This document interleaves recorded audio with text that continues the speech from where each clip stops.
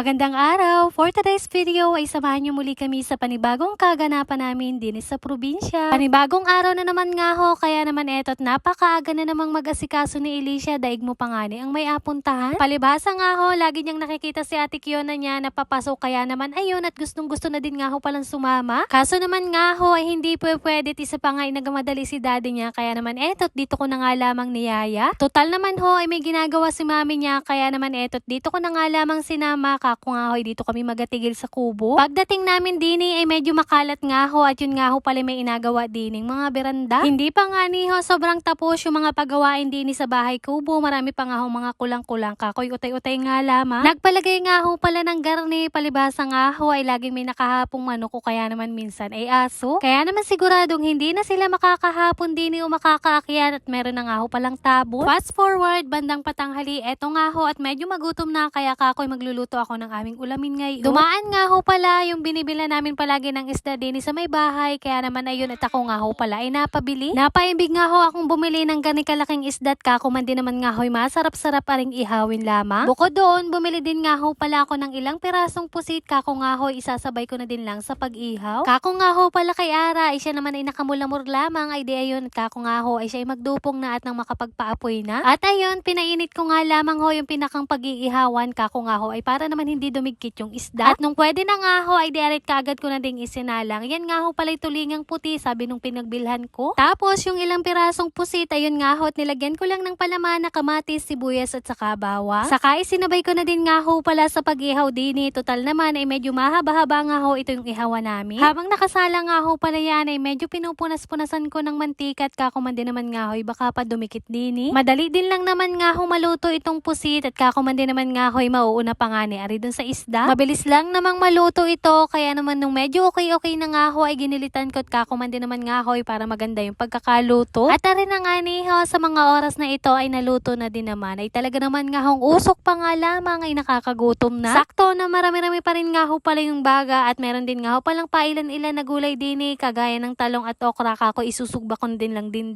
Isa din nga ho pala sa paborito kong ulam itong inihaw na okra, at yung tama nga lamang ho yung pagkakaluto, yung medyo malutong-lutong lamang. At sa puntong ito, ari na nga ho pala't luto na lahat. Aba naman, ay talaga naman nga ho nakakasabik na kaagad kumain. Bale, si Ara na din nga lamang ho palang inutusan kong gumawa ng aming sausawan, toyo at kamatis lang naman nga ho pala yaan. Kako nga ho sa kanya, ilagay na din lang niya dito sa may ibabaw. Aba naman ay hindi rin napigilan ng sarili, at nakakurot na kaagad din sa isdang inihaw. Medyo napaaga nga ho pala yung pag-aasikaso ko din, kaya naman ayun at maaga-aga pa din lamang ay nakakain na din kaagad, at kako nga ako'y medyo magutom na. Mga busy pa nga ho pala yung mga kasama ko din, kaya naman ayun at ako na nga lamang muna mag-isa ang kumain. Kaya naman thank you Lord sa blessing na ito, kain na nga niyo pala tayo mga mare. Kinahaponan naman nga ho, bandang 3:00 ito ng hapon. Medyo wala na ngang init dito sa may bahay kubo, kaya nakalabas-labas na itong dalawang batuta. Naulit ko nga ho pala kay Ara na may pailan-ilan ng hinog yung kakao, kaya ayun at dali-dali na nga ho pala naming pinuntahan. Aba naman, syempre kasama din nga ho pala itong dalawang ito, at ayaw na nga ho palang magpaiwan. Pagkarating namin, kaagad na din kaagad dumaplas si Ara. Ay talaga naman kala mo nga pagkakataas na ring puno ay babang-babat, mataas pa nga ho pala siya dun sa akunin niya. May pailan-ilan nga ho palang puno din ng kakao, kaya ayun at nung nasilip ko nga ho ay meron nga ho palang hinog na. Ay siya ayos din man din nga ho aring meriendahin, aga sisipsipin mo lang yung buto at abilid ay di kayo pwede din yung gawing kokwa. Yung ibang mataas nga ho palang bunga ay di ako na nga lamang ang dumaplas, ay siya naghagilap na lang ako ng matungtungan diyan, at nang maabot ko nga ho. Mali-mali man din naman nga ho magdaplasan itong dalawang batutang kasama namin, kako man din naman nga ho ay ako na nga lamang, at nang madali-dali pat baka kita ay makita ng may-ari. Ay papaano baga ho yaari hanggang din na nga laang muna ho. At yun lamang for today's video. Maraming salamat sa inyong panonood. God bless.